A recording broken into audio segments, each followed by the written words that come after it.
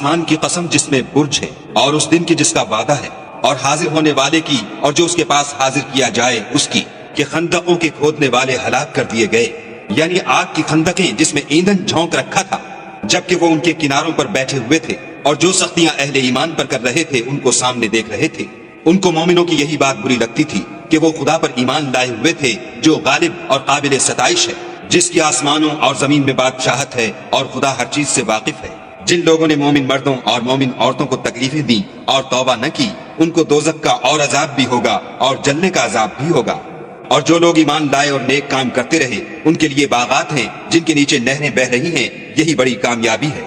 بے شک تمہارے پروردگار کی پکڑ بہت سخت ہے، وہی پہلی دفعہ پیدا کرتا ہے اور وہی دوبارہ زندہ کرے گا، اور وہ بخشنے والا اور محبت کرنے والا ہے۔